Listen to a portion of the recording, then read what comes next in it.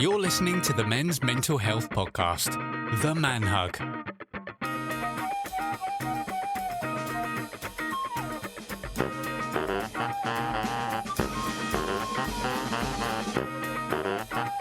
Welcome to The Man Hug, the monthly men's mental health podcast. I'm Dean McShane. I'm Dan Cooper. I'm Ian Pearce-Hayes. And I'm Conleth Kelly. Each month we will discuss a different topic related to men's mental health, which will include a guest speaker who will discuss their own personal story. And each month we will also be showcasing an organisation or charity within the Merseyside area who work within mental health to help build your signposting skills.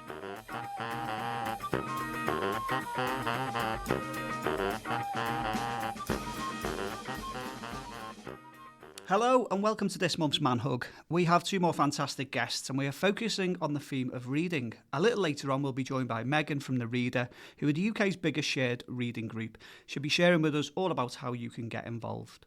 Our first guest joins the Man Hug Wall of Fame for being invited back. Yeah. So, it's only a handful of, so you know, shows how good you are, Alan. Yeah. Someone very passionate about reading and as an established author of children's and young people's literature, Alan Gibbons. Alan, welcome back to the Man Hug. Thank you very much for the invitation. It's amazing to have you. So we have on a previous episode learned a little bit about yourself, but in terms of your role as an author, tell us about that. Right. Well, as a kid, you have various reasons for reading. And I remember when I read the life story of Charles Dickens, it really rang a bell. Because unusually for Victorian times, his parents, for whatever reason, actually gave preferential treatment to his older sister in terms of education, which I found amazing given that society. And he had to work in this blacking factory. And I'm sure the stories came from there because, like, as a kid, my driver was... My mum and dad were okay people in themselves, but they should never have been put together. They hated each other. And so, it was like being one of the guys in the blue uniforms, the UN peacekeepers as a kid. And so I used to just clear off across the fields with my dog for hours on end, literally like 4 hours walking in the woods, all weathers. And I used to make up stories, and they were all like happy family stories. Do you know what I mean? So when I read, various different books that had these kind of extended families, like the Swiss Family Robinson and stuff, where everything was cool and quite relaxed, compared to the tensions when I'd see a cup fly across and shatter against the wall at home. And I started to develop stories in my head. Never dreamed I'd write books. At school, I was one of the kids, and there was plenty who could write a good story. So there was colour in it. There was, description. There was some sort of sense of walking around in somebody else's shoes, and you just travel through. And as a working class kid, most people's ambition, they have a sense of where they want to go to university. I had a sense of where I didn't want to be, and that was Crewe, where I grew up.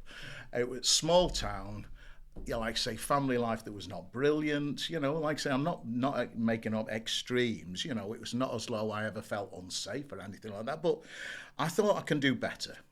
So I cleared off to Warwick University to do French and European literature. No vocational intent whatsoever. I just wanted to read lots of books and see where it took me. And I had a vague inclination that the great liberal education gave you the capacity to think, to interact, to be confident. And then, of course, what it did, it took me to France for a year. So lived in France for a year.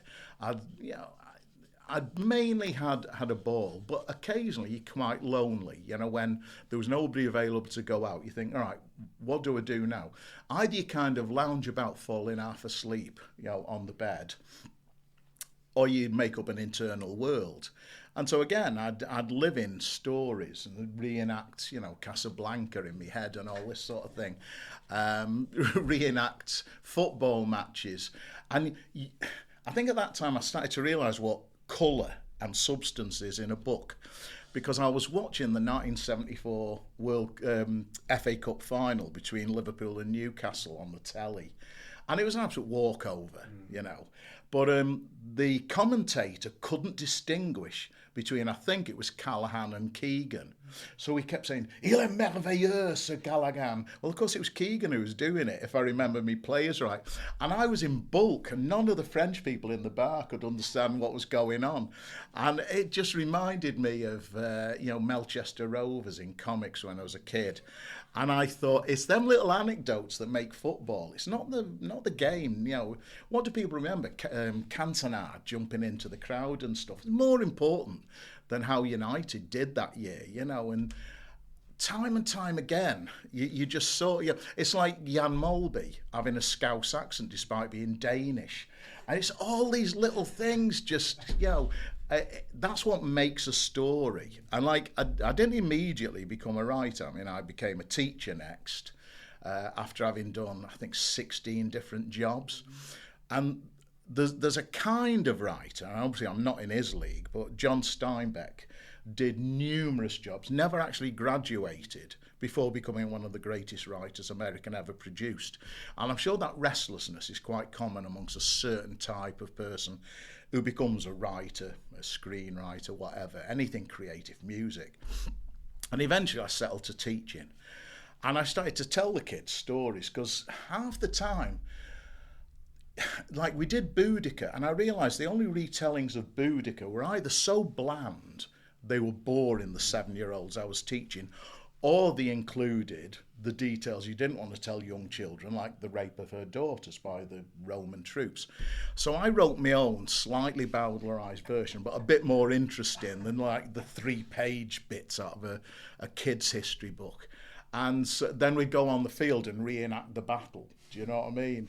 And you're not supposed to do this sort of thing anymore, but that's what we did in the 60s when I was at school. So I thought, I don't care about the national curriculum. I want the kids to remember school. So, they'd stick a brush between the knees and be a cavalry officer and everything. They had a ball, and so did I, to be honest, And then I just got into my head, why don't I send one of these off? So I can't draw.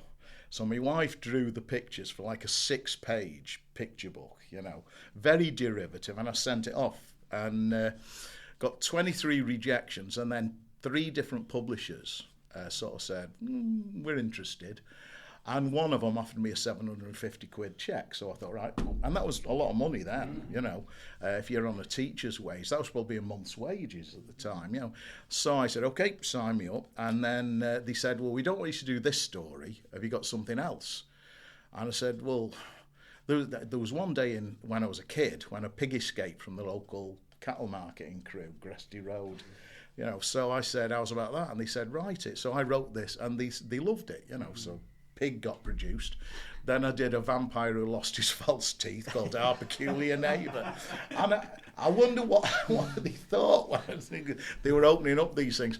And then I wanted to write novels. So the first one was about a slavery uprising called Whose Side Are You On?, which featured a kind of Doctor Who time travel element.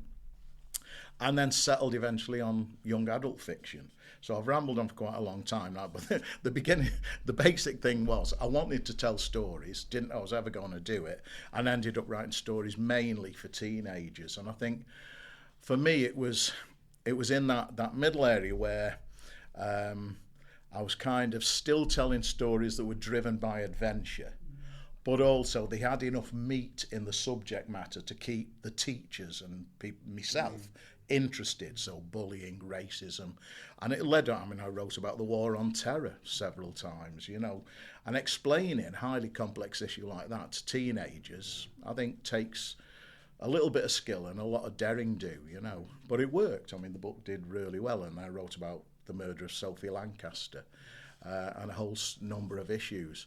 And it did 2 things. Like I say, there's always a therapeutic element for the writer, So I felt huge satisfaction in like moving these characters around like on a chessboard in my head.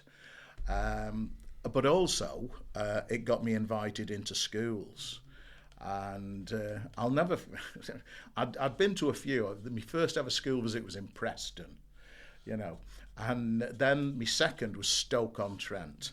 So I arrived down in Stoke-on-Trent in this high school.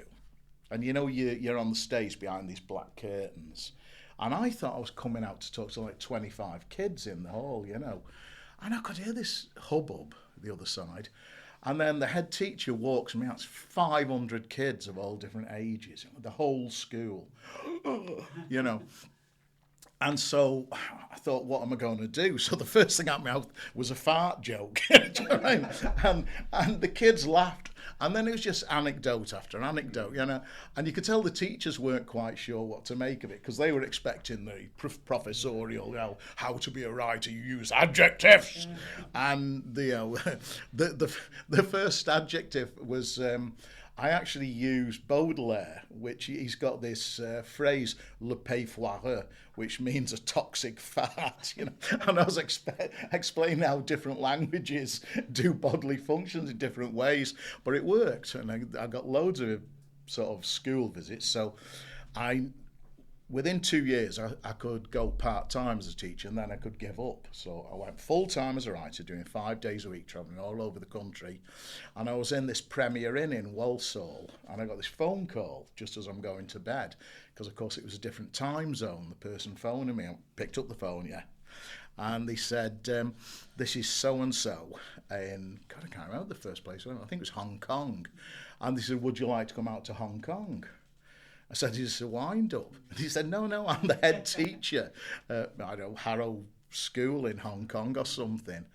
And I said, well, Harrow. And he went, yeah, like the public school in England. I said, try and stop me, you know, how long for? Just a couple of weeks, you know, and we'll get a few of the other schools. So I went out and stayed in a hotel opposite the Jockey Club and did all these talks. I mean, the difference with England, I taught in, if you're on, not the School of Hard Knocks, but in an average working class area where you'd have a few behavioural issues you had to deal with, mainly by telling fart jokes and, you know, getting the kids excited. You know, there's no point of discipline, because they're just going to spring back at you, you know. You've got to do the discipline by being, I think, a strong character that can engage. So this school was totally different. I sat in this theatre, and 120 kids came in to do a writing workshop, and I was going... No, 20, 30. And they said, no, watch these kids. And they walked in with their Macs, flipped them open. So all the apples came on all over these rows, you know. And I just said, right, okay, so what we're going to imagine, we're just going to start with somebody running. And I want to feel it in your chest in that writing. So what you're going to have, breathing, panting, you know, exhalation. Okay, I want to feel the sweat. What's the sweat like? Like beads running down my face. What's the weather like? Because that'll change it. Okay, a clammy day. Another kid goes, oh, it's England, icy. Said, right, okay, so it's turned to ice on your forehead. How does that feel? Like little beads stabbing into my skin. Right, now we're getting it. What about the wind? You know, and so now the wind is soaring away at my muscles. And I thought, okay, we're on the way, kids. And, oh, God, they produced like 4 pages of A4 just running along a hill. And the final thing, it says, right, now I'm going to drop the story in. Your mum got beaten up by this guy who she's living with, and he kind of terrorised you, and he was banged up for 18 months, and now you see him trying to get in the back gate of your house to get to the back door. How do you feel? And they had to finish with that shattering moment. And they said, do we carry on writing? And I said, no, you stop there. It's the end of the chapter. Keep them hanging. And it was, I loved it. And it took me to 75 countries. Wow, amazing, incredible. One thing that's kind of jumped out at me there, Alan, is, you know, you're talking about your own childhood. And it sounds like, you know, you kind of use this form of escapism, really, you know, take yourself into the fields and create stories. If you grow up in a crap childhood in Crewe, you're good at escape. You know? And I think the Great Escape theme went through my head as I was walking up Ruskin Road to the grammar. You know? I'm just thinking, because you've had that experience, is that kind of why you want young people in particular to, you know, have these stories and, you know, and be able to create them? Yeah, because I mean, even I think most kids still grow up in really happy. I hope my kids grew up in that sort of thing, you know. But even the ones who grow up happy, I still think they have a need to escape the confines of that fairly narrow reality that all of us have got. Even the kids who've got the most privileged backgrounds, there's still something out there. It can be a future-telling relationship in their life. It can be laying to bed insecurities. No matter what it is, there's a stop that you've never visited. And so it's good to imagine that stop. And you rehearse relationships in doing this. I mean, I was dead late, chatting people up and going out, because I think I always thought, well, my mum and dad didn't do it too well, so maybe wait a bit, And I always decided to wait for the one and thought, well, it'll never happen that somebody walks in the room and you think, bam, that's the one. And that's exactly what happened. The first time I met the woman who's now my wife and everything, I was just blown away, Never felt like that about anybody else. And you rehearse that sort of thing. And I wouldn't say I'm a romantic. I don't think I'm a romantic in sweeping people off the feet, but I'm still a romantic in that I do sort of feel. I won't say think, because anybody finds their own relationship, but one long-term relationship works for me. Do you know what I mean? And I respect people who have serial relationships, etc. But I know what works for me, and a lot of my books touch on long-term relationships, and they do it usually through comedy, because I always feel embarrassed to say I believe in kind of the one great love and all this sort of love. I was in a school in Birmingham, and it was a girls' school, and I was in front of year 10. And year 10 girls are just one of the most challenging audiences you can have. So I'm in front of this audience, and what used to be called in the 1960s a brassy wench, one that's very loud, and she's the shop steward of the others, she's the Gracie Fields, do you know what I mean? And so she put her hand up in this broad Birmingham accent. She said, "What's your magic number?" And I said, "What, like 666? She said, no, how many people have you been with? And the teacher's trying to reach her to shut her up, because she's going to say something worse. And I said, 1. And she said, "What?" I said, 1. And all these girls looked at each other and they went, "Oh." I was just wonderful. Do you know what I mean? I'm just, oh my God, 1. I don't think I ever lived that one down, And afterwards, the crowd round you, one of them saying, "Well, my mum's about with about 3 a week." I can't do a Birmingham accent, so I turned it to Coronation Street, And it was just hysterical. But it does make you think about the different experiences of a relationship, because when I was growing up, nobody would admit that you were anything other than monogamous. I mean, huge cultural shift. And so we explore that in your fiction as well, do you know what I mean? And I find relationships absolutely fascinating, because in a way, I'm still, I've said this downstairs, I'm still sort of 1950s, 60s man. I'm very much affected by the culture I grew up in. Still, if somebody's, I don't drink, I like a cup of tea, it's all that sort of thing, I'm like a caricature of Wallace and Gromit, It's really interesting, because I've read an interview with Mackenzie Crook, and he's, and it was to do with, someone asked him, "Why don't you ever write bad men in your stories?" I've never known any. He said, "I've grown up in a supportive role model in area." They're like, all of the men in your programmes that end up said, they're all just lovely, And but he was like, "I don't know any toxic masculinity," and I thought that was really interesting. Similar to what you were saying there, isn't it? You write what you know, really. You know. I have to say now, I mean, as a counsellor in my area of Moral Park, no, there's not many toxic men. I think most of the men I know in this community are stand up for the right thing, be solid for your family. You might go through 2 or 3 families in your life because of different experiences, but they work hard, they take responsibility for the kids. I don't see that picture of, disintegrating society and everything, I mean, I love where I live. It's got problems, we could talk about them, but they're mostly scratching at the edges. The solid heart of communities like that is, a solid family network. However that family is, it can be 2 women, it can be 2 men, it can be a man and a woman, but there's a solidity and a sense of respect. And I think everything I've ever written is actually moving towards that aim, that is the model. I don't care what the stability is, but kids need stability. I know it's a different thing altogether, but I'm just thinking of the writer, broadcaster Danny Baker. And he was saying about his wife, and the pair of them were heading off on holiday. They're in get a book to go on holiday with. Every book, poor lifestyle, poor childhood, Yeah. poor this, poor. She goes, for fuck's sake, like, you know, if I just want a happy book, I want a book about nice things. But you know like, what? you know, read that. Yeah, it's really really hard writing happy. Yeah. To write happy, it's easy to write misery. Yeah. You know, I mean, There you go. I remember seeing a film and it was trailed as this is the happy film, you know, showing happy, and it was awful. It was awful. And I was saying, oh, can we have some misery for God's sake, you know? But then, I mean, you bump into people who genuinely, I think, do happy really well. I mean, one of them is Frank Cottrell Boyce. Oh, he's a babe. I mean, he does joy really well. And the first time I met him, and I'm thinking, if I smiled as much as you, mate, my face would crack.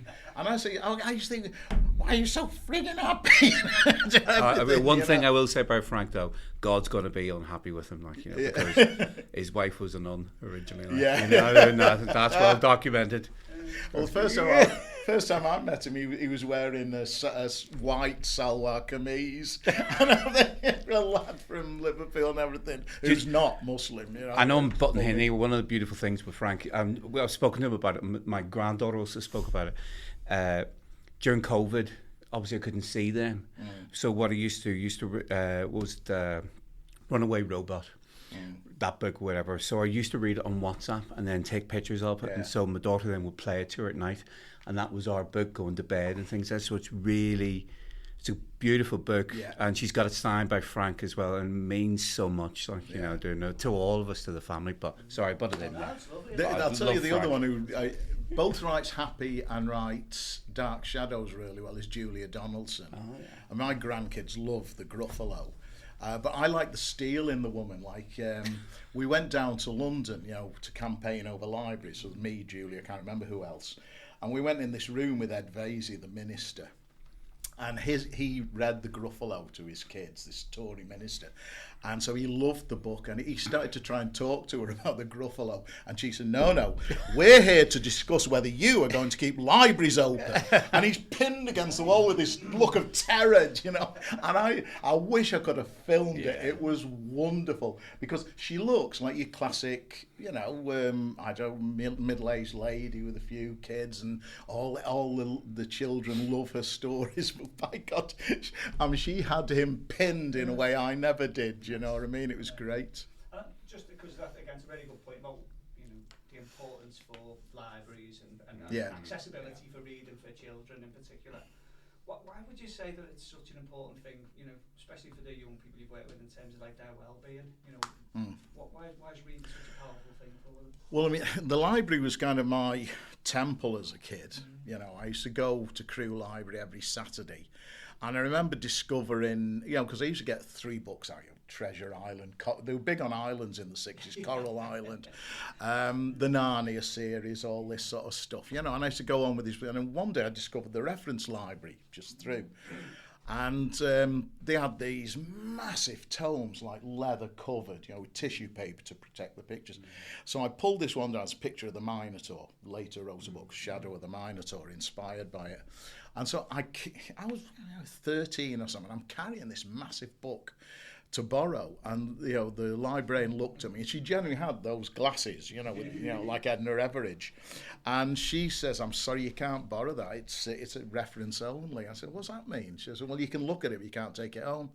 Oh, and I must have had such a crushed look of disappointment. She said, "Okay," she said, "I can make a special exception." I don't know whether this was legal or whatever. She says, "I can make a special exception if you can tell me the line that you've just read out the book." And I said, the Roman guards, having heard the noise on the Capitoline Hill of the geese alerting them to the Gauls, and she said, "That's enough." She put me out, and she makes a special requisition. She said, "Special requisition," you know. And God, I remember it was so heavy taking it home. Got the K12 bus home, which was, you know, the bus that was never late in Crewe. And loved this book. And it then, you know, Legends was something. And oh God, talk about striking unlucky. I wrote this book, Shadow of the Minotaur, and the films were interested. So they lined me up. They said, "You're going to watch Winona Ryder on set, and then we'll discuss, you know, what could happen with the screenplay." All this. So I'm thinking, sounds real, this, you know. And then just before about to go down, The publisher phones me and said, there's a bit of a problem. We've just found out that another book about Greek myths has been like requisitioned to be filmed in America. Far bigger audience. It'll knock this project off because it's 4 times as many people live there. And they said it's called Percy Jackson. I'm thinking, Percy Jackson, what a daft name for a book. And of course then it becomes a whole series of films, sweeps the world, you know. But it's timing. I mean, if I've had written that book 6 months earlier, probably it'd have been the other way around. But what can you do, you know? The book still sold something like 100,000 copies or something ridiculous. And I got the money I got 16,000 quid just for signing the contract that it might be a film. So it was all right, you know. And I remember the best day. You say what stories? You should always tell kids that stories can actually earn you a fair bit of money. They very often earn you nothing. But I got this 11,000 quid cheque for royalties for Shadow of the Minotaur. And I said to my wife, just for interest, I wonder how much we owe on the mortgage. 11,000 quid.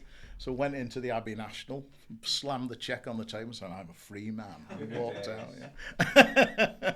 It was great. Amazing. And it's lovely to hear that inspiration from the library yourself, your own person, and then it's gone into your own writing later on as well. And I think that's kind of the message we want to get, especially to young people, isn't it? How special a library can be for people. And now, also how it can give you pathways in your life. Well, there's another story, I think, that shows why reading matters. I read George Best, an interview years and years ago. And George Best, of course, his mum was an alcoholic, and that is always a danger sign that you might go the same path yourself. So George would be going about with the team, and he'd get rotten drunk, you know, chat up a few girls, all the rest of it. And eventually he succumbed to alcoholism, and it ended his career more or less at 27 with United. He never did anything. Fulham, because of Fulham, you know. I mean, that to me would be why you don't become a footballer. If you end up at Fulham, geez, you know, George Cohen's the only good thing to come out of football. Yeah. But then they interviewed Bobby Charlton later, and they said, how come you didn't succumb to this culture and George did? And he said, well, there's a few things, family and everything. But he said, I think also that some of us at United, me, Paddy Crair and Nobby Stiles, would curl up with a book and sort of stay in the hotel. Might have 1 or 2 jars, but stay in the hotel. Whereas George would just, you wouldn't see him till the next day. And this, I think that hints that those guys who had that internal life and probably had solid family lives, didn't have the ghost that George had in the background. All that combined meant that they could handle, the lifestyle, and succumb to fewer of the temptations. And I think that's quite important. Another friend of mine who was on the circuit said, if you've got a book, you've always got a friend at the dinner table because you eat most of your meals on your own. Yeah. And, I used to see these guys, electrical contractors and stuff, and they either got rotten drunk in a group or they'd be sat staring into space, just wanted to get the meal over and go back to their room. And I think there's a loneliness there, and I never did because I always had a book. I always had a book in front of me, and I'd just be reading at the dinner table, have a nice meal, and off to the hotel room. And it meant I never did out naughty, when I was on my travels. I just went to see the best places. I mean, that's the other thing, places. Like, if you go to York, you just walk around and look at these amazing places. You go to Sandwell and you're thinking, God almighty, I mean, there's bits of England. It's not the fault of people in the West Midlands. It's the fault of planners, where they've gutted a beautiful country and there's nothing to see. And the times when you got invited to, I don't know, Elgin or somewhere in the north of Scotland, and you're looking out and at the scenes are fantastic. Or you'd get booked into Kendal, so you'd book a little cottage for the week, and then walk the hills in the evening, and that's fantastic. And all the time, memories are going through your head, stories, colours, pictures, what life is all about. I think that feeling. People say to us, what did you like best about university? And it was walking. Warwick's got this long, or it did have, it's probably changed now, it's like a city, but this long path from where you first get dropped off by the bus, curling path, through the woods to the accommodation. And I used to walk down that, every autumn, start of each year, with the leaves going past like the last scene of The Third Man, do you know what I mean? And you'd imagine the music. I'd say, it's bloody good to be alive, isn't it? And I remember it's just, that's the best memory of university, not any other people. It's just that image of a place that I knew would mean I'd have a better life than me parents or grandparents had, because they were farm labourers. It was hard work, chains around a tree, dragging the roots up, and probably dead by the time you're in your 70s out of hard work. And I'm living in a tied cottage where you couldn't get repairs done. And I'm thinking, no, I've actually had a pretty easy life. And I think for the kids, you say, if you want to make yourself an easy life, one that you're comfortable in, you don't have to labour to the point of destroying yourself. Reading is a damn good way of doing it. Yeah, I think we've covered that a few times, haven't we, on the podcast, around how sort of reading and into education, can do it as a gradual process, but it can shape the pathway of your life, really, and where you go. I know Mel Bowen spoke very passionately about it on here as well. Because you think of it, as I explained at the last podcast, everybody reacts differently to tragedy. So when my oldest son got killed in a motorcycle accident, I was done then for writing books. Do you know what I mean? I'd written 75, and I've said more or less what I wanted to say. But also, something happened to the synapses in my brain. For example, ever since our Joe got killed in a motorcycle accident, I never read fiction. I read non-fiction. And I don't know why. Mike Rosen did the opposite. He wrote about the experience of grief. I never will.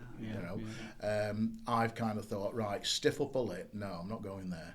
I'll go there in here. I'm not sharing with anybody. I don't want people to see what's in there at 2:00 in the morning. Do you know what I mean? Bang, that's done. So then I thought, what do I do next? And like you say, reading gives you choices, and it gives you a sort of intellectual dexterity. And so I thought, I'll represent my community as a counsellor. And it was a smooth transition. And I think when you're still optimistic and you want to change the world at nearly 73, I think that's quite a good thing. Do you know what I mean?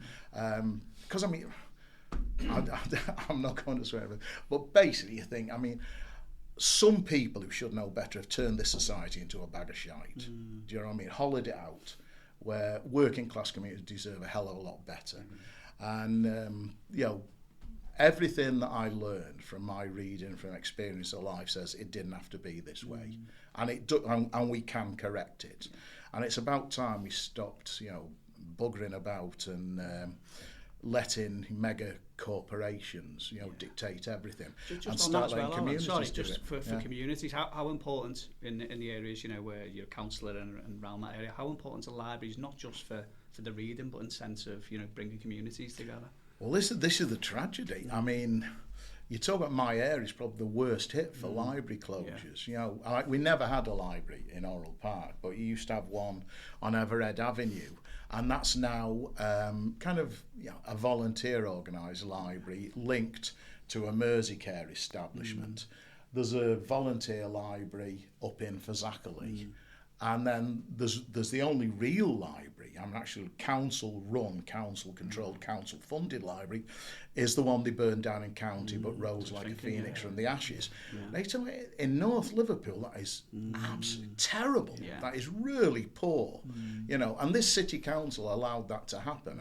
I was involved in the campaign, and we were at the kind of open, I think it was an open cabinet meeting. Never did work out what the meeting was, but we went along speaking, and Joe Anderson was the mayor then, and he was pushing this through, saying we've got no alternative and everything. And I looked at all the others. I remember Councillor Simon, Councillor Small, all sat around this table, and they didn't say a word. And Joe kept talking, and at one point I said, are yous all nodding dogs? Is not one of you going to say, no, this is wrong? Letting these libraries go out of council control, because we'll pay a price for it, And they all sat like nodding dogs for Joe, and everything. And it's a big thing I disagreed with Joe Anderson over. We had quite a noisy debate on Radio Merseyside outside one of the meetings, and everything. And I just think it's one of the worst things that Liverpool did. And now they've just let Breck Road Library go. And every time you let a library go, part of the pulse beat of a community goes. Definitely, yeah, that's it, isn't it? I mean, I go into Liverpool Central Library a lot, and they have so many incredible information days. If you're a carer of someone, there's always an event for you. They obviously have the children's library where they put facilities on through the summer. They're not just about books. At the end of the day, they're about community. True. My name's on the back wall, funnily enough, in granite or something. But I mean, it's great having a really good central library, but you're meant to have a library within 1.5 miles of your home. Exactly, yeah. And if a library's not local, there's whole sections of the community that will never go near it. And there's lots of people in this city who virtually never go in the city centre. True. And you get the experience of it because, I've got the train next to me. I never use the car to town because in principle I'm against doing that. But you don't go on the bus. I mean, I got the bus into town. And I realised a different sort of audience, that there was a lot of people on that bus who you could tell were just about clinging on. You only had to look. You just get a message from, the face. And anxiety etched into the lines of the face. And just thinking, no, we should have lots more, sort of facilities. See, my sister-in-law's just moved on to one of these estates out in McGull. And they're heartless. They haven't got a medical centre. They haven't got shops. I remember a drama on telly. I think it might have been Jimmy McGovern or something. And there's these two people wandering about in North Wales in the country going, "Where's the shops?" Well, you don't need to go to North Wales to feel like that now. You can go to some communities in Liverpool, and you're thinking, "Where's the facilities? Where's anything? Except houses." You look at the likes of Birkenhead Library, they do the repairs, they do the, first Sunday of the month, isn't it, or something, or first Saturday, whatever, come and get things repaired. There's tea cake there, things like that, whatever.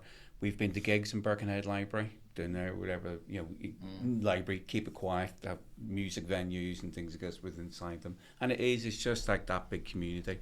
And sadly, a lot of, during the energy crisis and things like this, a lot of libraries were being heat banks come and get warmed up and things like this, whatever. So, well, it's in Orwell, isn't it? Because he describes people going along to the library to keep warm. They're going to have a struggle doing that in this generation, because you're going to have to take a bus to find one. Yeah, exactly. Have any of you lads got a question before with my final one? Do you think there's just the assumption nowadays that anybody can just drive to the nearest library? You've got to travel 10 miles. Do you think there's that assumption in the broader society that it's just the ignorance of ignoring the lower classes who it's mad. Can't afford to run a car around and need to use public transport? And transport in this city, if you're going the city centre, it's still reasonably okay. Try and go across town. It's virtually impossible. There's a handful of buses go across town. And, I mean, my ward is a box of houses. I love it to bits, but actually for historical reasons, there's a couple of churches and the community centre, which is hanging on by its fingertips, for lack of funding and everything. You think the actual prominent indoor collective spaces are virtually non-existent for that community. They've either got to go just outside the ward, and luckily there's a few things just outside the ward. But I mean, compared to, when I was growing up, the number of places you sit down and there's people you vaguely know, I recognise your face. You find out that they live 3 streets away, and you talk about their stories, and the kids are looking at books on the carpet while you chat and everything. The opportunity to do that, and the isolation, the loneliness, the being trapped in either in one person or in one family. And everybody needs to break out. And I mean, one of the things I do, this might sound mad, but I think this is old school. I sit, my front garden is like the width of this table. There's a privet edge, and then my front door, there's a bit of concrete. But I put a chair out there, and in the nice weather, I sit out there with the bulldog on the doorstep, and I do me council work, and I talk to maybe 1 in 3 people going past, And I think it's really important for somebody who's an elected representative, and probably a storyteller too, because that's what you are. You've got to tell the stories of people who've got difficulties to the powers that be. And, you're there available, and everybody stops and has a chat. It's probably actually 1 in 2 that stop and have a chat. And I think that's essential. What I'm dead opposed to is politicians who jet into an area. We had some of the last election 4 years ago. We had a fella who was, I'm Mr. Garston. He didn't live in Garston, no roots to Garston. Next minute, there's a by-election. He turns up in Club Moor. I'm Mr. Club. No, you're not. You're Mr. Travel Round trying to get a bloody councillor's pay and think you're the bee's knees because you're an elected official. I mean, stuff that I would only stand in my own community. Wouldn't stand anywhere else, not interested in anywhere else. The vast majority of councillors should be rooted in the community. And the same goes, there should be storytellers, because in our ward, James Nelson Joyce, was in the gangster film that was on not long ago. I mean, he's a son of Orrell Park and everything, and it's brilliant when you've got people like that. And there was a lad who plays the guitar, and he was on The Voice and everything. And you're proud. These are sons and daughters of the community, and the councillor should be like that, and the musicians and storytellers. I've forgotten the name of the band now, but there's a band from Walton Vale, and they're just so proud to be from Walton Vale. I remember, do you remember Yes, the pop group? Yeah, Cheap Thrills, that's them. Just couldn't dig it out of my head. When Yes came out, these were one of the top bands around the country. I saw them at university. And then John Anderson, the lead singer, he was inspired by Massachusetts, by the Bee Gees. So he says, I'm from Accrington, so I'm going to do a song, The Lights of Accrington. And this, the recording company said, no chance, Accrington. And it's this notion that, a place can't be poetic, and can't, because of the funny thing, I've got a love-hate relation with Crewe. I said I was really glad to go away from it, but it actually formed me in a lot of ways.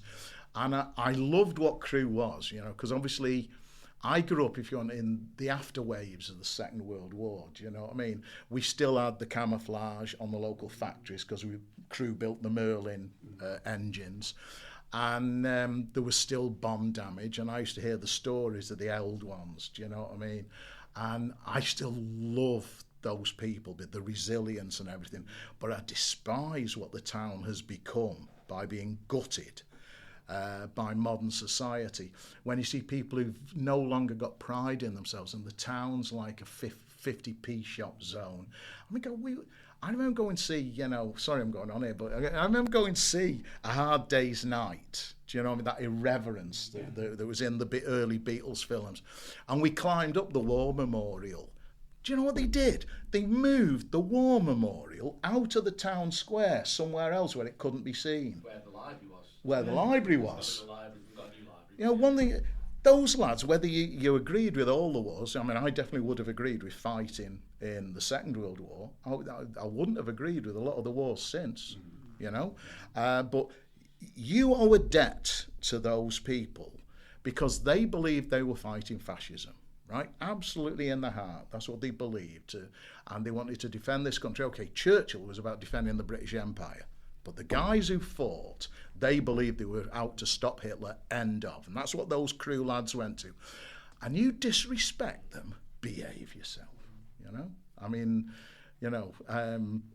one of our councillors, two of our councillors, Sam Gorse and Lucy Williams, because there's two of them in the ward, organised a Veterans Day with all the kids and everything recently, and that should be built in to the bones, because the stories those guys have got, good, bad and indifferent, have to be remembered. I've written about the experience of war quite a lot, but I've written about the experience of Vietnamese at war against the Americans and stuff.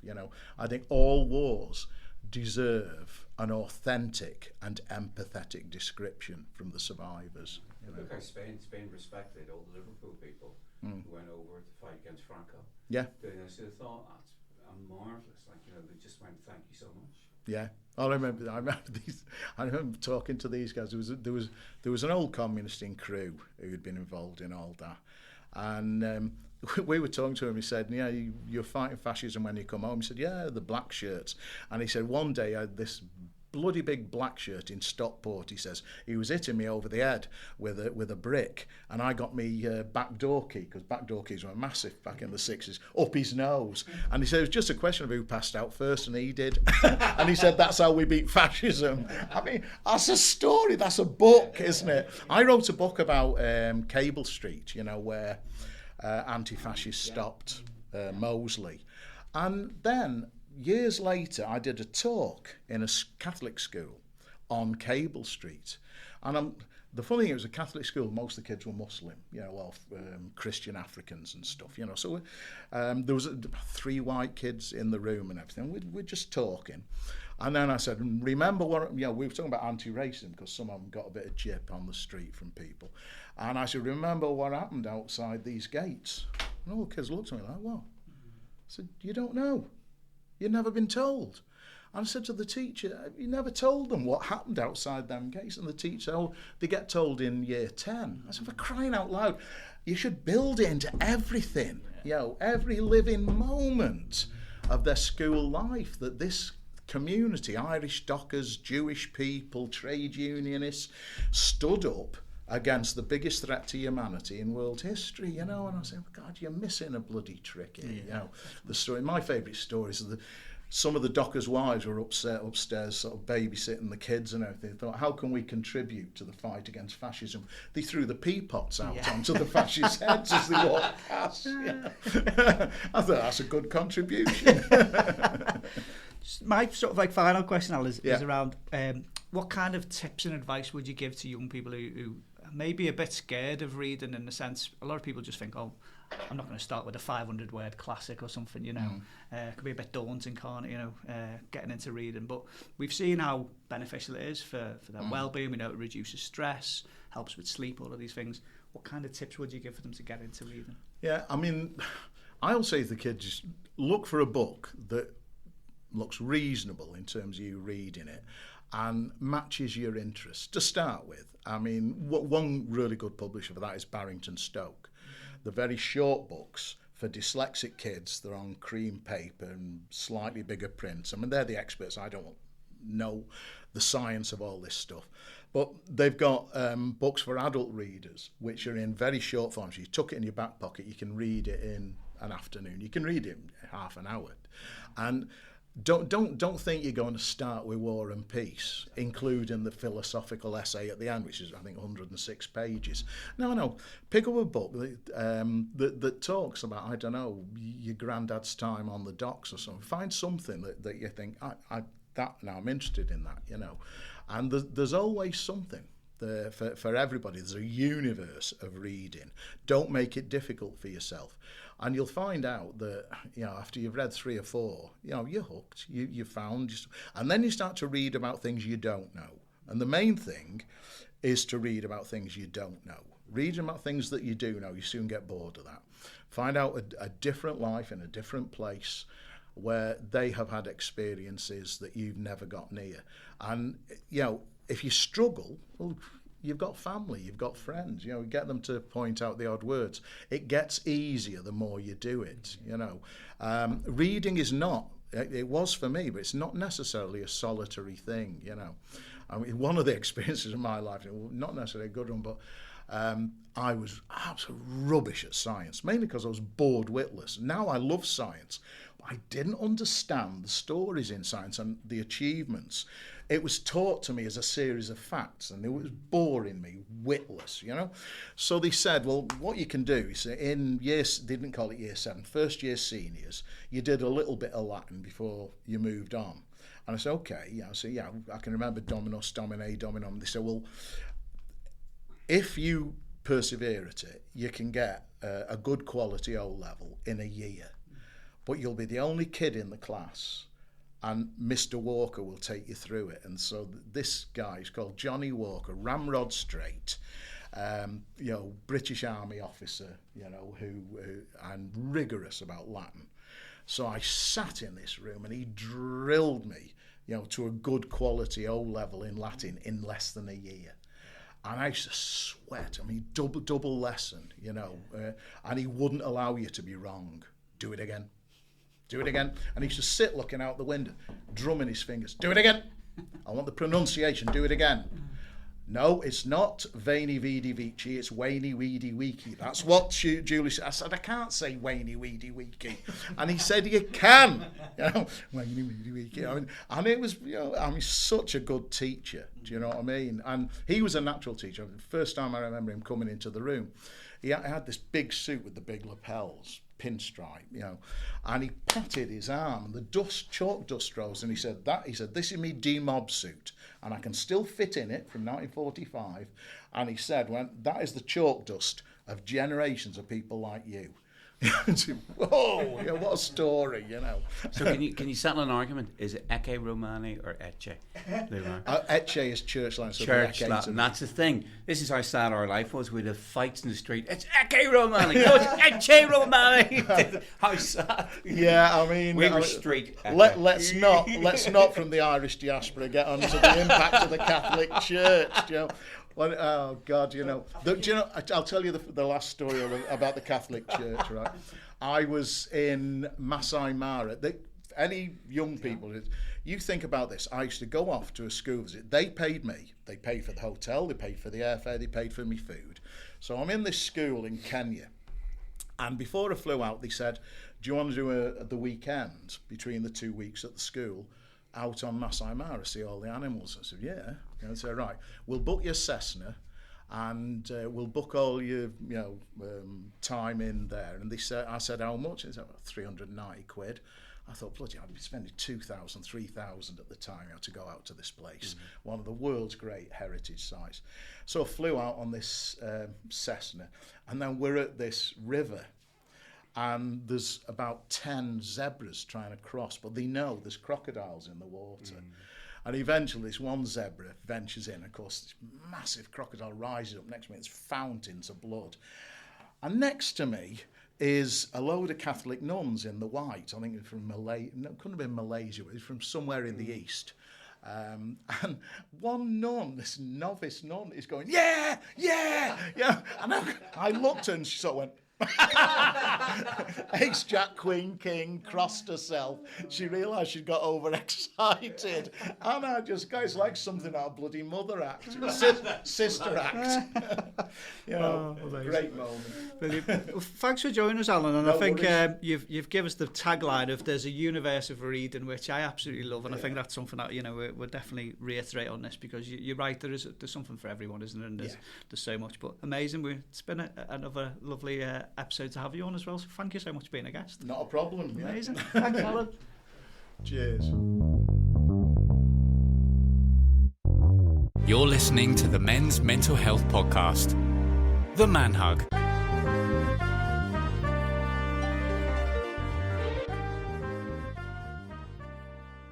Okay, so today we're talking about something simple, accessible and surprisingly powerful for mental health, and that is reading. Most of us know reading can help us learn, but what many people don't realise is that it can actually change what's happening inside our brains. When we read, several areas of the brain become active at the same time. The parts responsible for language, memory, imagination and emotional understanding all work together. It's almost like a full body workout for your brain. So reading fiction in particular has been shown to strengthen empathy, which Alan just spoke about his own experience with that. And as we step into the lives of characters, our brains practice understanding other people's thoughts and feelings, and this can help us feel more connected and emotionally aware in our everyday life. There are also important chemical changes happening. Reading can reduce levels of cortisol, which is often called the stress hormone. So obviously we're looking at reducing stress. And at the same time, engaging stories can stimulate dopamine, a neurotransmitter linked to pleasure, motivation and reward. So that's why getting lost in a good book can feel both relaxing and satisfying. Reading before bed can also help calm the nervous system. So unlike the constant notifications and rapid stimulation of social media, reading encourages sustained attention and can help the brain shift into a more restful state. But what if you struggle to get into reading? Well, first, let go of the idea that reading has to mean tackling a 500-page classic. Start small. Even 5 or 10 minutes a day is enough to start building a habit.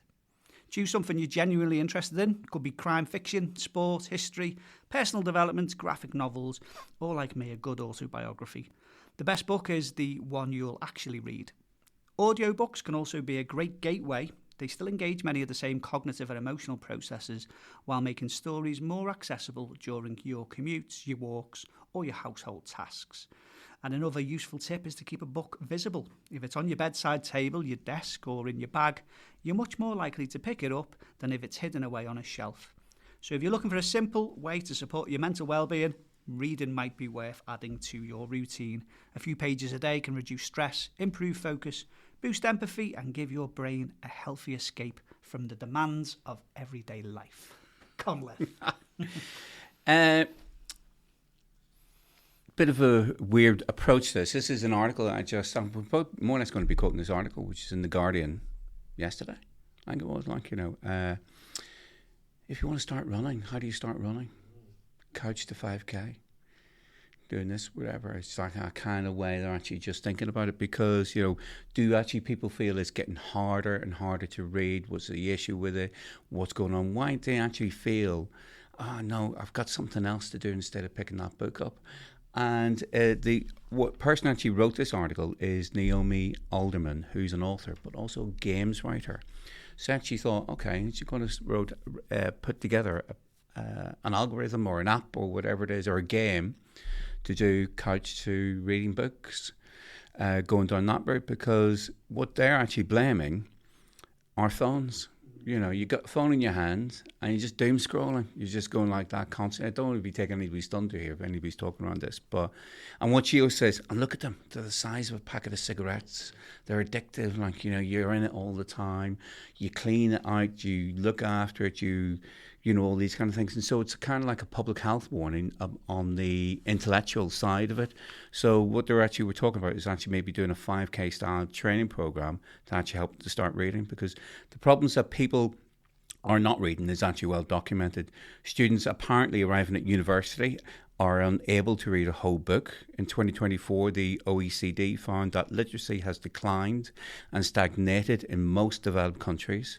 His forthcoming book, The Dark Ages, James Marriott actually traces the problems for society that are increasingly coming out of lack of literacy.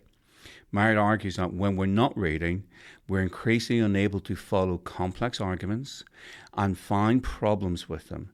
We tend to be more swayed to cartoonish figures with simple slogans that we can repeat.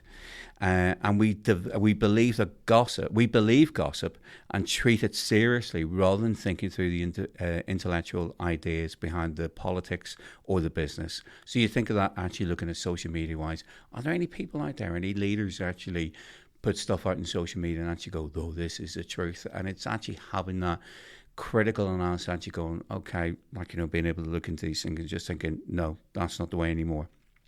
So, because we used to live, and I feel like an old man actually saying this, and it is, get away from it, but we used to live in a world where the only one way to get information, the only way to be entertained, or the only way to pass time when you were waiting or queuing or on a bus was actually reading. And we've just accepted that this is the way it is now. So what Naomi Alderman has actually designed a program, 8 weeks with 3 separate tracks. It's mostly for people like ourselves who remember that they had that life-sustaining reading habit once in a lifetime ago, but they feel that they sometimes fall on the way. So over 8 weeks, they are working themselves back to reading half hour every day and 2 or 3 longer sessions during the week. And it also tracks that time limited. But the thing is that people are actually then gone further from it, and they've actually developed further things to actually make it even better for themselves. So say you actually find that morning routine goes more quickly now that they're not more brain fogged from actually doom scrolling first thing in reading stressful times, seeing what's actually on the phone all the time. And it's making them feel calmer, as what Dean actually said, and not more anxious than actual scrolling did. Okay. You dropped on that lucky Simon, wasn't it? I did, didn't I? Hey. Who wants to go next? Do you want to go or do you want me to go? Okay. You go. So for me, a lot of what Alan said. So I think I said I was lucky. My mum and dad introduced me to the library when I was a little kid. My mum's always been a big reader and still is. I can remember in infant school, Mrs. Johnson chose me to go from the class to go to the to pick books for kids in the class and stuff. And I remember her. I remember going to the library. So those things are always, and I've always been a reader. And I think that it's just been such an important thing for me.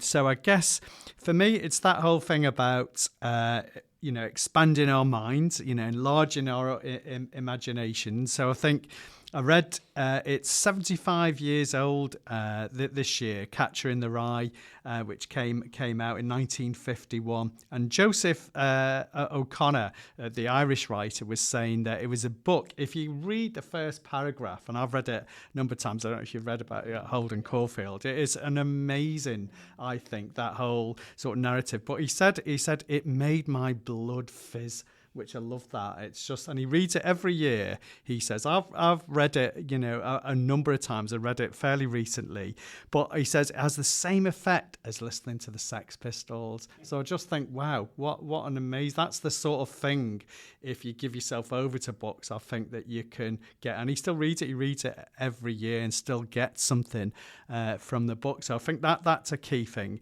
And for me, it's on a personal thing, it's like connections.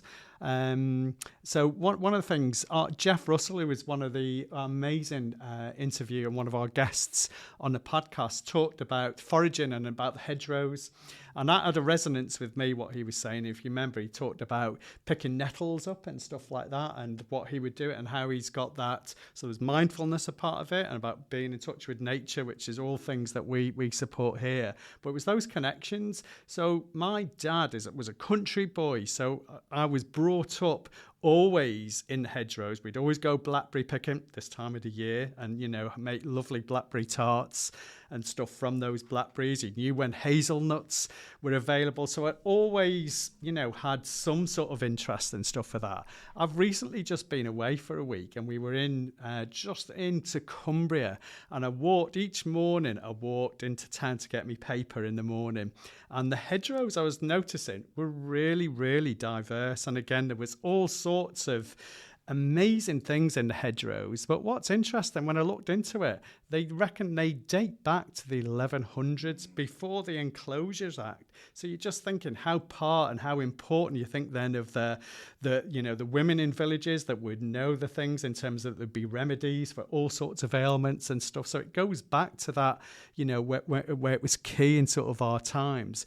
Then the book I'm reading at the moment is that Coming Up for Air by George Orwell, which is set just before the Second World War, and there's a part in it where the two protagonists, George Boland he's 4 years old, him and his older brother, who's 7, are taken by a girl at age 12 who look after them just in this sort of period before the Second World War. So she's 12 years old looking after this 7 and 4 year old, and what they say is that they feasted in the hedgerows. They would eat, they would look after the dewberries, blackberries, hazelnuts, pignuts, hips, crab apples. They were always feasting, and it was always summer. So for me, the books and life, it's those sort of connections, and it just impacts, I think, in an important way in terms of who we are, who we can be, and that connections with my dad, with walking out in the country, all of those things which are just make you human, I think. So for me, that's why books are so important in terms of, and when do you have that time for yourself to read and to really take those things in. So it's a real precious thing, I think, in terms of for books. It's just taking you to that world, isn't it? A different world, or that world from, you might be 60 now, but taking that world when you were 5 years old and foraging, like you say, it's just enhances the memory. Magical. So I'm gonna. I think it would be nice to finish by asking you 3 questions each. I've got a few things to talk about, so you've got a few minutes to think about this. But I want you to do a bit of a first, last, and everything. So I want you to tell me the first book you remember reading, the last book you've read, and then your favourite book, your everything. All right. So I'll give you a couple of minutes to think on that. I'll do mine, and then we'll come around the room. Okay. So just doing a little bit of reading around the subject. So we've mentioned lots already, haven't we, about how the importance of reading can reduce stress, improves focus, can build empathy, like Alan was saying, can also lower heart rate, like Dino was alluding to, with regards to the chemical side of how it affects the brain. And there's a study done in Sussex University a few years ago that said by reading for just 6 minutes can reduce stress levels by 68%. And it's just that escapism that we were just talking about, isn't it? That just removal from the crap that's going on in the world at the moment is just so important. Yet reading seems to be, as Colin was saying, almost a dying art for youngsters today because of the doom scrolling. And you know, I've read a book recently, and I've said to my son, "You really enjoy this. It's got all the subjects that you enjoy. It's, you know, football, politics, you know, law, business, the geography, these subjects that he's going to be studying at A levels. Like, read this book. It'll be great." "Oh, no, can't be bothered." I'm like, okay. So I've lent it to Ian now instead. But hopefully when I get it back, he'll read it. And but it's just getting kids to read is such a challenge, isn't it? One thing I think we should touch on that we've not really spoke about so far is health literacy.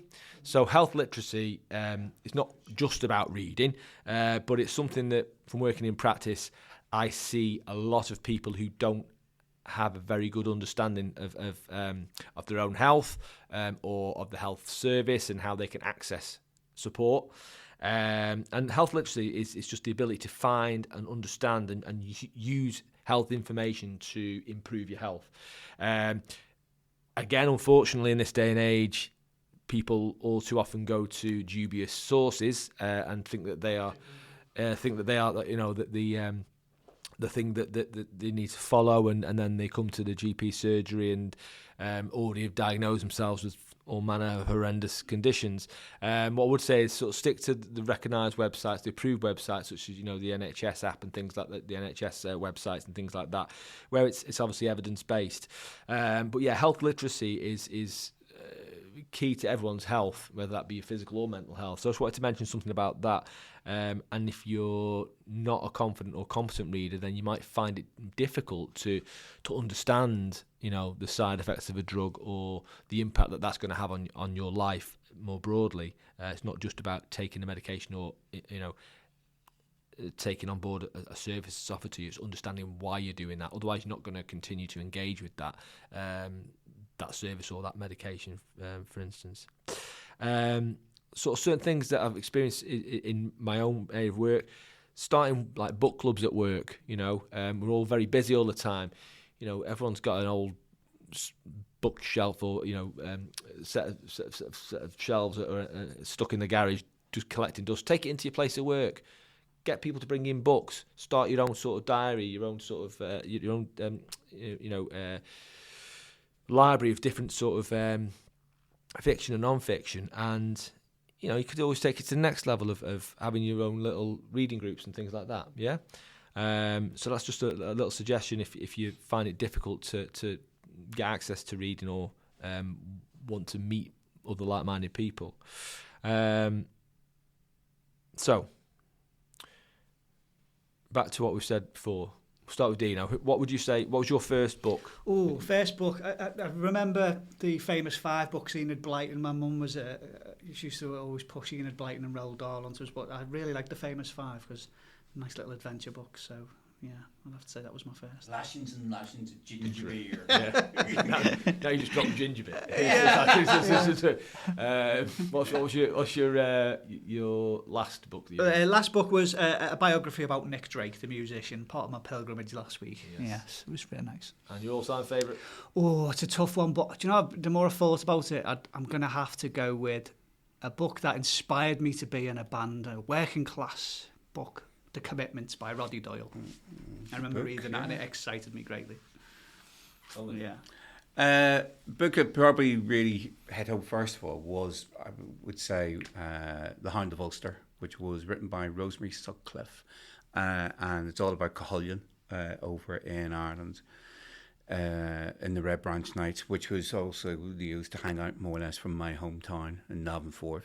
Used to do there, whatever. And I actually won that book at primary school. I think it was in P5, so what's that, year 4 over here? I don't know what it is, P5, whatever.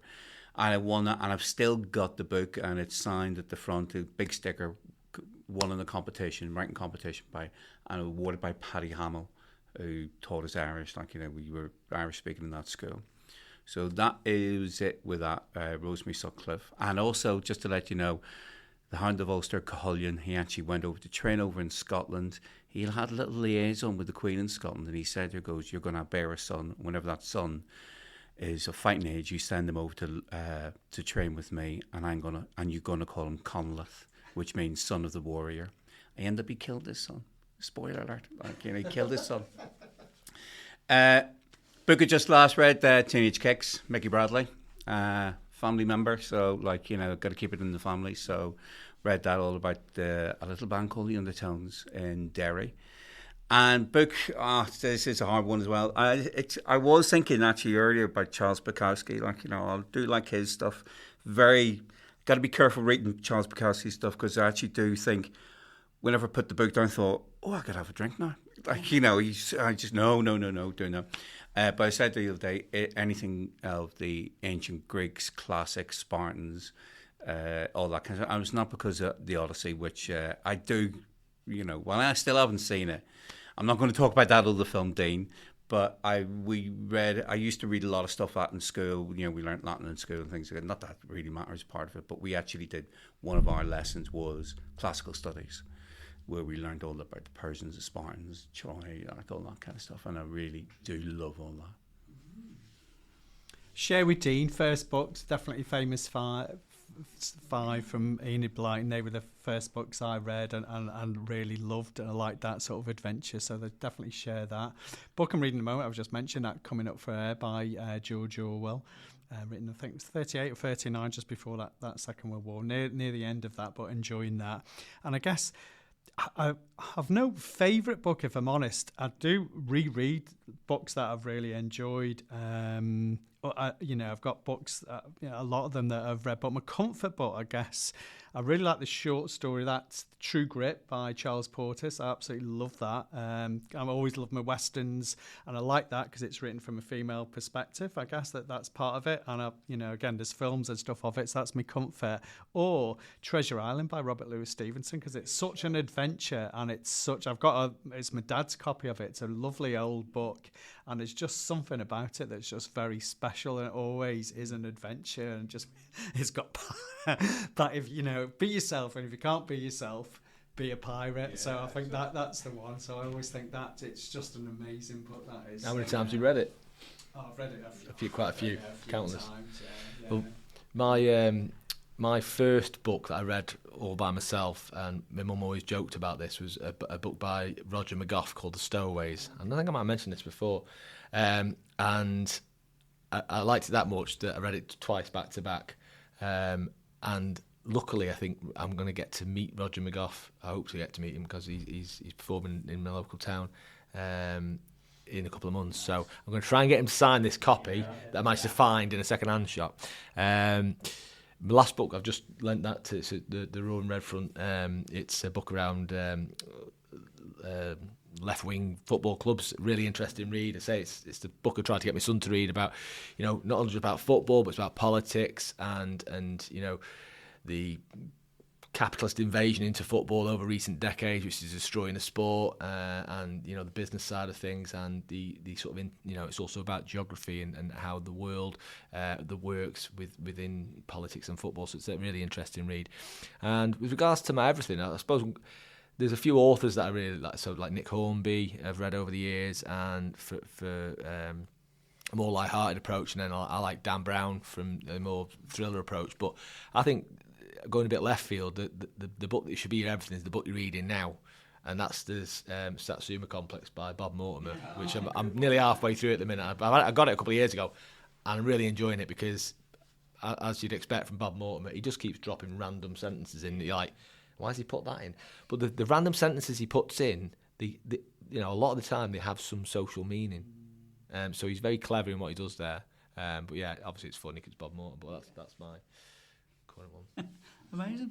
Thanks for that, Dan. It was really nice because we brought an element of nostalgia in there as well. And I think that's one of the things that reading can really do as well, isn't it? It can bring in that nostalgia. Amazing. So we're going to take a short break now, and then we're going to be joined by Megan from The Reader. You're listening to the Men's Mental Health Podcast, The Man Hug.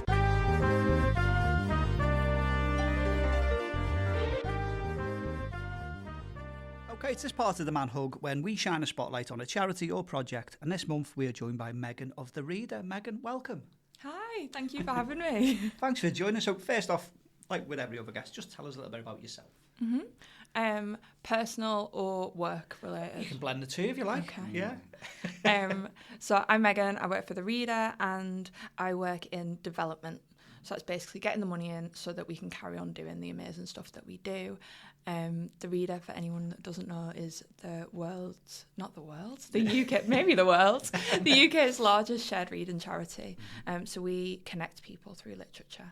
And then I guess personally, I don't know, I've just been one of the lucky ones to always have books in my life and kind of be able to lean on them in the hard times. So it's really lovely to kind of combine that passion with what you do, and you know, you never leave work feeling like that's been a pointless day. You always feel like you've grafted and made a difference. Amazing.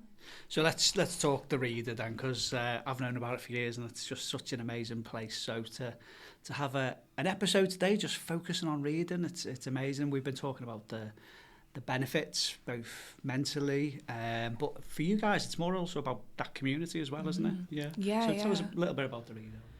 So our home in Calderstones Park, we call it the International Home of Shared Reading, and we have people from all over the world who come and visit us, which is really, really lovely. But within there, we have 7 days a week, have shared reading groups going on, and my group happens on a Monday evening, and all the fellas kind of come along. But it's always, no matter kind of how you feeling, you can enter into that space and you're welcomed. There's something for you, so you can enter into a shared reading group and kind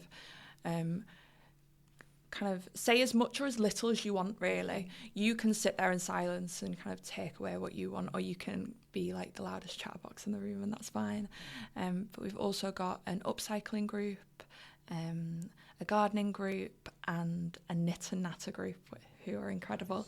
So yeah, it's all about just creating that community and having people, you know, people can come to the shop and not necessarily know that there's a charity attached to it, and they're buying a book that's then going to, you know, potentially change someone's life, which is an amazing thing to do, isn't it, really?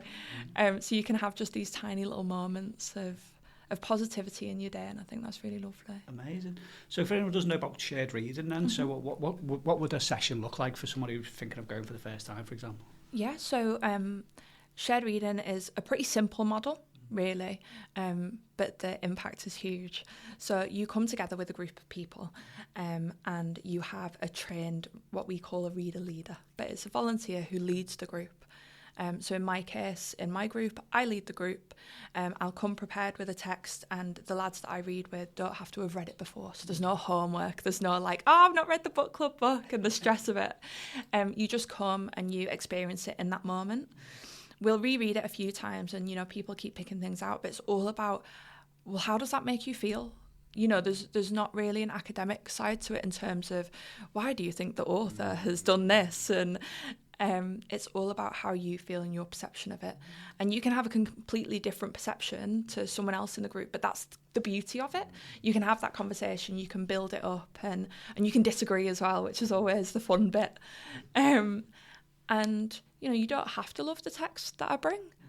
Tell me why you don't love it. Let's navigate that. But a lot of the time we find that people kind of open up through the texts. So instead of being asking a pointed question like, how are you feeling today, which is a bit overwhelming, isn't it? You could read a text that says, you know, I don't know, like Simon was stressed. And then someone can go, that's how I feel today. And it's so much easier to navigate those feelings and those experiences through another person's story, which is lovely. That's amazing, isn't it? So why do you think they're so successful? What are the kind of outcomes you just said there? You know, some people will express, but what other sort of like outcomes are you looking for these groups? So we notice an improvement in wellbeing, confidence, community, and enjoyment of reading. They're like the main things that we notice. I don't have the stats on me, unfortunately, but they're incredible. I pinch myself every time I read them and have to like submit them to someone else. So our target is always that over 70% of people will kind of get these benefits. We're greatly exceeding that. we're hitting like 95%, 96%, which is amazing.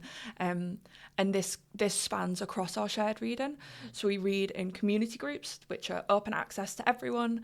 We read with people experiencing dementia. So that could be recently diagnosed, kind of in fully fledged dementia, or their families.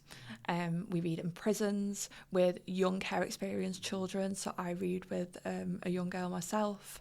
And it's like across the board that this simple model has such a powerful impact, and it is just that offering a space to chat, which is so simple, isn't it, really, in the grand scheme of things. But I think it's an excuse. It's an excuse to have that chat and build up those friendships. And we see it everywhere. People will come together as a group, and then they'll be like, we're just going to pop for a coffee now the group's finished, which is lovely. Like, friendships are so important, especially to older people who come to the group.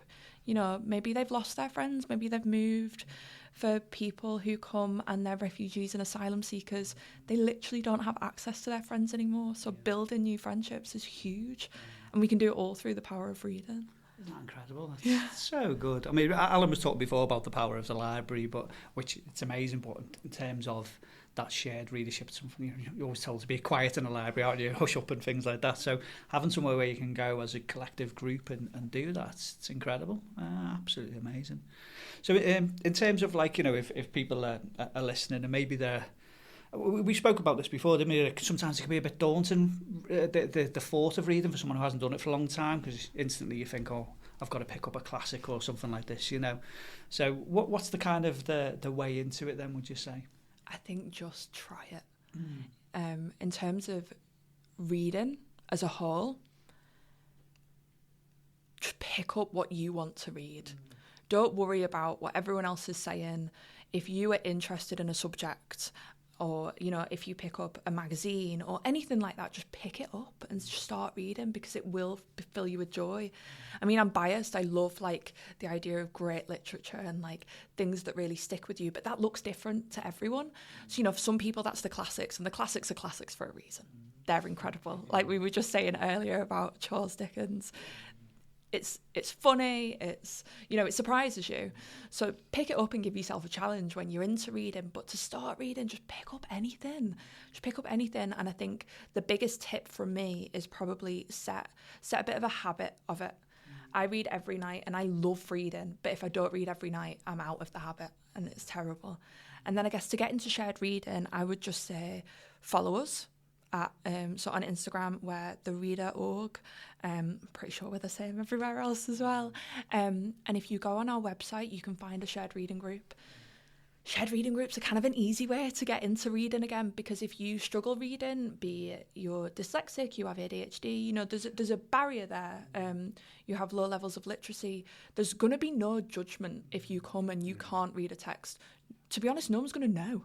No one at any point is going to say, you over there, read that text. You come, someone else reads the text for you, and you can just navigate how it makes you feel, which is just such a nice way to be able to access literature. There's no pressure. There's no kind of, you don't have to approach it as like an academic subject. Yeah. Just do it because you'll feel joy after doing it. That's such an important tagline, isn't it? You'll feel joy. You know, we spoke before about, we know it. You know, reading helps reduce stress, helps you sleep. That's probably why you do it before bed and things like this. You know, so we know it's got a lot of amazing benefits. But I suppose that joy component, you know, it's something that a lot of people maybe don't consider. They probably see the arduous task of having to read rather than the outcome of it. So I think that's lovely to kind of like promote, really. Yeah, amazing. So what is it that you can, you know, in terms of how people can get involved, what go to the website and have a look at what's going on? Or? So go to the website. I think there's a lot of ways people can get involved, really. So I'm trying to think of all of them off the top of my head. Follow us, for one. Super, super easy to do. You know, if you're not in the place at the moment where you can actively participate, just follow us. Because when you are in that place, we'll pop back up, which is always the way things work. If you have an hour a week free, we're always looking for volunteers for our Reading Heroes programme. So that is where we read one-to-one online with a care experienced child. I do it myself, and it's one of the highlights of my week. She's gone from being quite quiet to quite sassy, and you just love tell me who you are, tell me Just tell tell me us what a you little bit like. more about that. What would someone as a volunteer need to do then for that? So Reading Heroes is, sorry, we do so much, sometimes it's a bit overwhelming. No, it's just great, straight on, think I want to do it, this is amazing.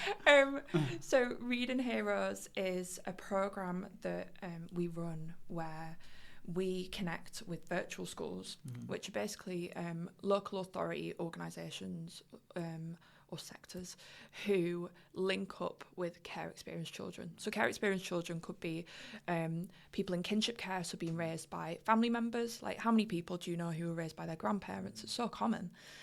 People who are adopted, fostered, in care homes. And we read with children aged 2 to 15. It's 5 to 15 online, but if you're in person, it's 2 to 5. And it's all online. So it's an hour a week. You do your training, which is a day, and then it's an hour a week online. And what that online feature gives, I was a bit apprehensive about it at first, but what that online feature gives is the child autonomy to just end that call.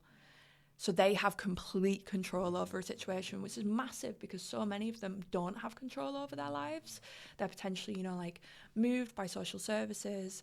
They're in a situation where they never asked to kind of be in that situation. So, having the autonomy to just end that call, it makes them open up a bit more. It gives them control. They're happy with it. And you get sent books, and then you, I'll give my books back because I'm finishing soon. But the girl I'm reading with gets to keep them all. And then for the next year, after the 26 sessions that we've done, so 26 hours I've put into reading, that's it. And the impact is huge. And then afterwards, for the next year, they will receive every 2 months a book of their own to keep. And for the kind of however long they want to, they can be a part of our ongoing events. So we've got soon coming up a illustration event with Jamie Smart, who does Bunny versus Monkey, which I don't know if you guys have young readers in your life. It is cool. It is really cool. So he's come in and he's illustrating with them, and they get to access all of these amazing things. They get free books again on top of the books that they've already been given, so they can build their own library. Wow. And the stats around owning a book in your house, because libraries are essential. Do not get me wrong, I adore libraries, but to have a book of your own that you can, annotate or dog ear or just love is so important. I feel like I've probably missed something out, but that's Reading Heroes. No, you've sold it to me. I'm looking at the retired man in the room thinking, I'm sure he'd love to be a reading hero. It's right up your street, isn't it, Ian? Yeah, it does actually. Sounds really, really good. Yeah, it does, yeah. Well, it's just that, isn't it? I think it's having the opportunity. I was lucky. Both my mum's a big reader, so she took us to the library. Alan mentioned it before about that importance of libraries and owning books, definitely, but it's taking books out and stuff and having that choice, and it just opened up. And we talked about how libraries are changing, and obviously because as the world's changing, that's a good thing, I think, in terms of, you see, there's a children's library, and certainly in Wallasey, where they do kids reading groups and stuff, and it's that whole thing. Alan mentioned that going in schools. It's just, you can see, it's just a wild time, isn't it? And how books are safe, I think, because it's someone else's shoes, someone else's world. It's just, it's just amazing, isn't it? I think, and it just widens your horizon. So I've always read. And I just think, God, I always wonder why people don't read. It's funny. It's not having the opportunity sometimes. Yeah, of course it is. Yeah, and also be given books that aren't interesting to you. So we always make sure with every reading hero, we sit down with them and we say, what are you into? So sometimes we've had someone reading recipe books. So it's getting them to access reading, and the recipe books have a lot of stories in them that you usually skip past to get to the recipes. So they're reading them, they're planning meals, they're engaging in literature on their terms. We have how-to in terms of gymnastics, or some kids it's all about dinosaurs and space, and we make sure that we meet them kids exactly where they are. What are you interested in? Perfect, let's get the books. Because what's the point in giving them a book that they're never going to read. They're not going to enjoy. They're going to think, reading's not for me because I didn't like that book that I got given that has nothing to do with me. It's amazing. I mean, again, I'm just really nosy, you see. So I think it'd be great to see what the young people who, partner up with these reading heroes, what they're getting out of it in terms of. Alan spoke before about escapism, and I think it's such a powerful thing, and especially for people who maybe are going through any trauma or significant grief or whatever it is. Books are such an amazing way of putting you in somewhere else, isn't it? And with that, reducing anxiety and agitation and everything else as well. So it would be incredible to see the true effects of these, with scientifically. Going back to kind of like your lads group, your shared reading groups. I suppose there you can tell us a bit of the outcomes. What is it that they're getting out of it? Oh, I love that group. I love that group so much. So I read every Monday with a group of lads who live in Damien John Kelly House. Yeah, they've been on the podcast. Yeah. Sam's been on the podcast. They are incredible, absolutely incredible men. They have faced addiction, and I guess I meet them at an amazing point in their lives. Typically, they've just come into the house.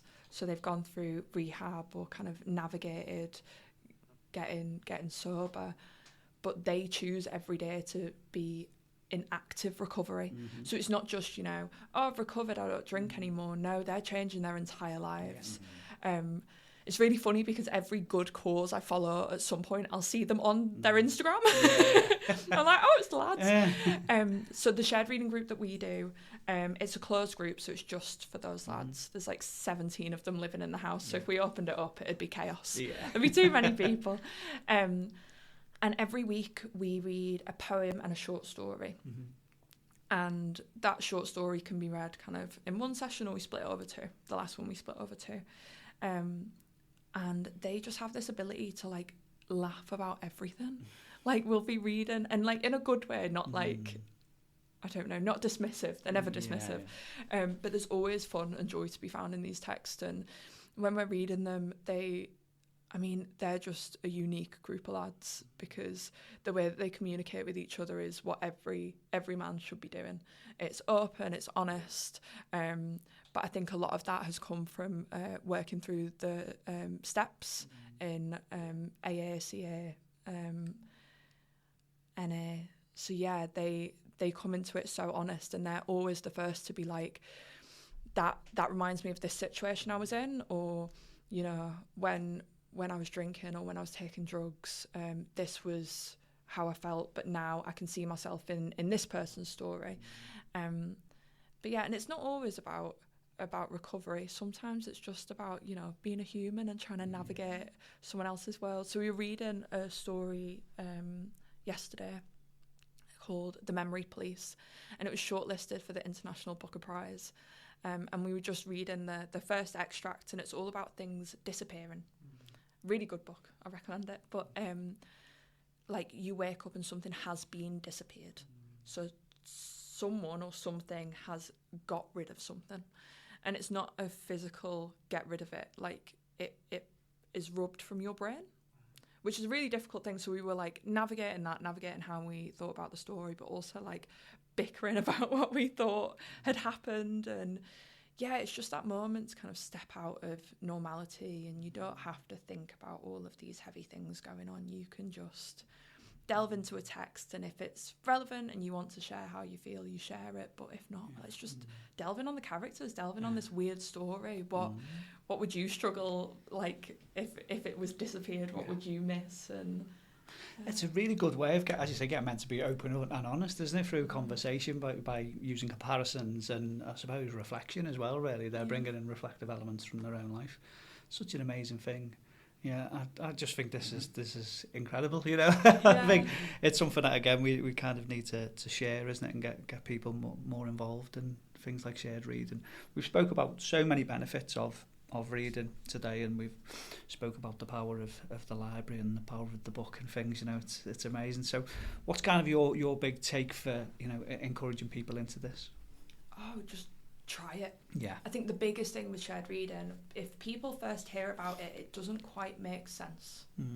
You know, you come into a room and what someone else reads to you, it doesn't quite make sense. But as soon, and I was the same, and as soon as you're a part of it, it just clicks, and you leave that room and you think, I feel really good.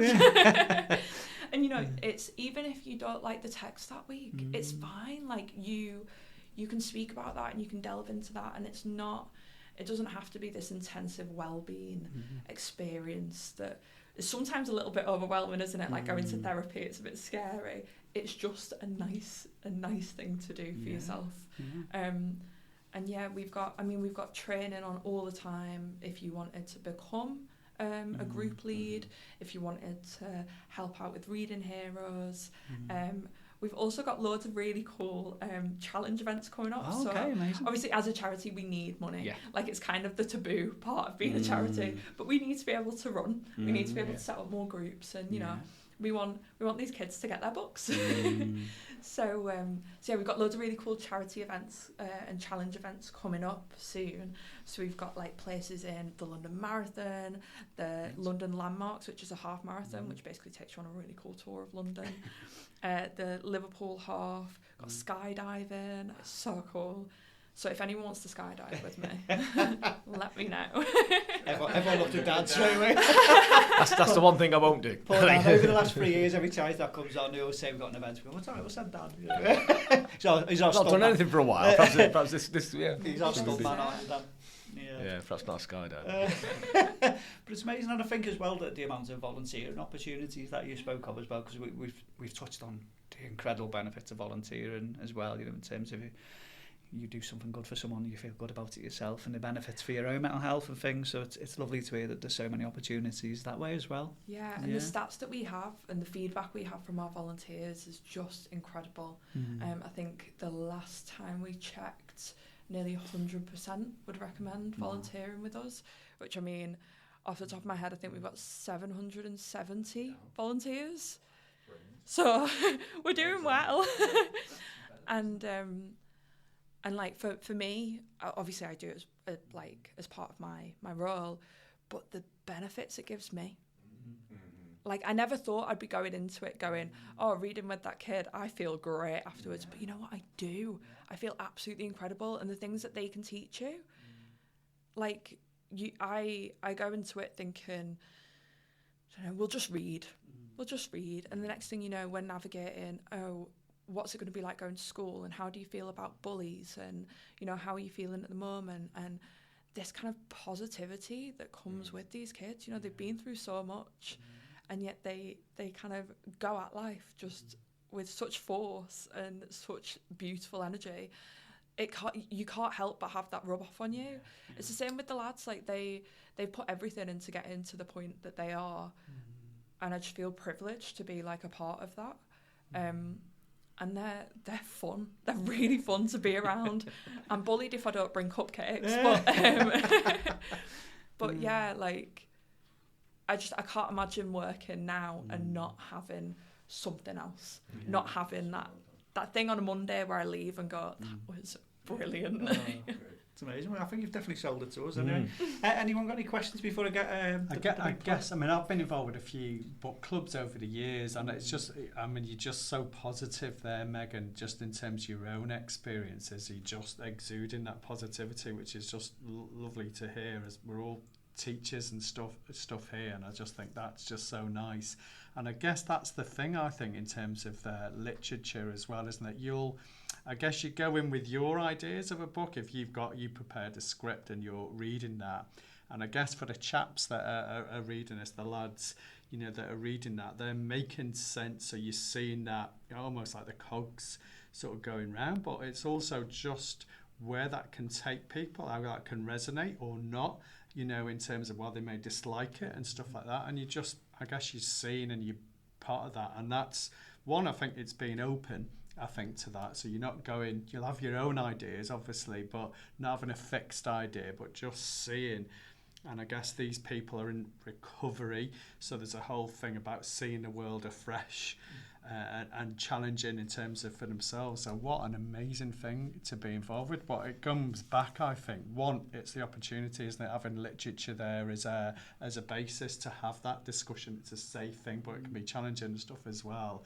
And that's, I think, everything that Alan has said. It's about, you know, the empathy, about being in someone else's shoes, widening your horizons, you know, thinking in different ways that you just hadn't even thought of and stuff. And it's just, I mean, it's just incredible for me. It's one thing why I don't watch sport as much as I used to, because all that gets in the way of reading. So that's what I don't watch telly anymore, very rarely, because I read, and I've just thrown myself. I've always read, but now just reading more and more, and I just think it's such a great thing. It's much more joyous than watching the news. Yeah, definitely, yeah. I just love your enthusiasm. Yeah. It's just so bubbly.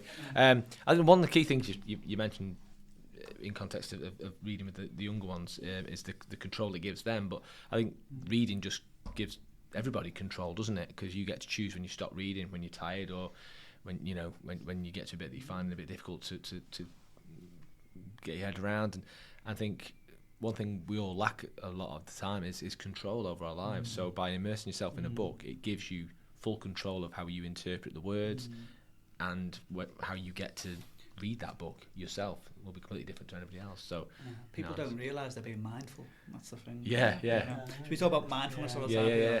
Mindfulness. But You just take a reading, you step are back. actually being mindful. You're focusing on that millisecond, aren't you? So that's why that reduction, it's amazing. And you're doing something entirely for yourself.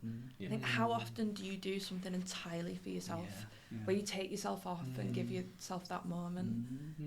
It's really funny because I'm nodding saying, I'm mindful, but like I read the heaviest books. So I'm like, It's causing your own distress. This is so stressful. But again, if something upsets you, then you don't have to read it. You've got the control to not read it as well, haven't you? That's the beauty of it, isn't it? I think it's also, as you said, it's what are you interested in?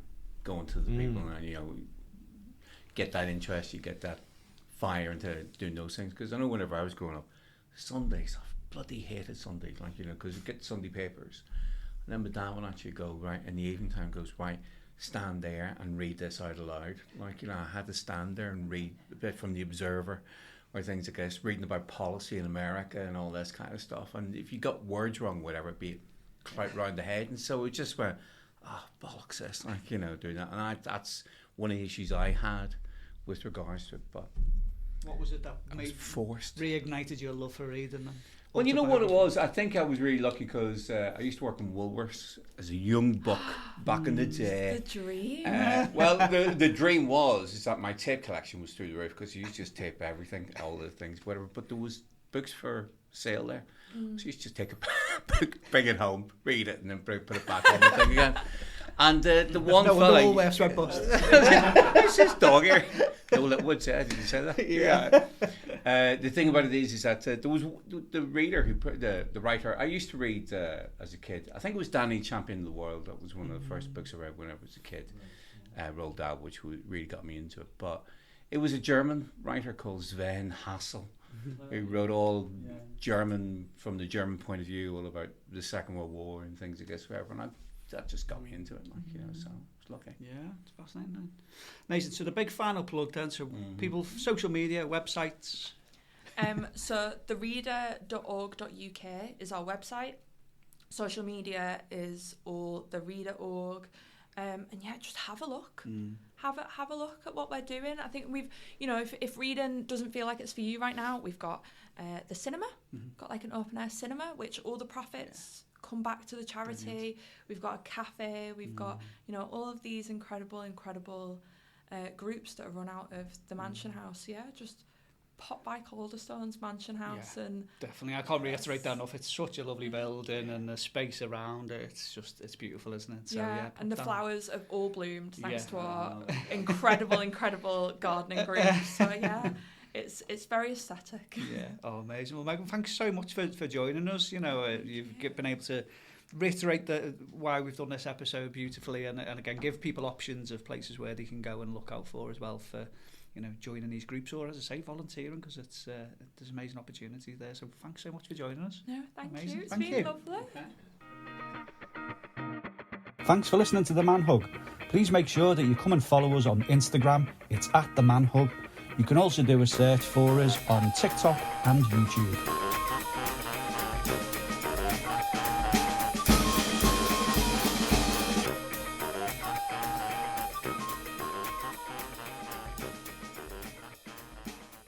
If you or anybody else you know is struggling with their mental health, visit hubofhope.co.uk or download the app today and find local and national mental health support.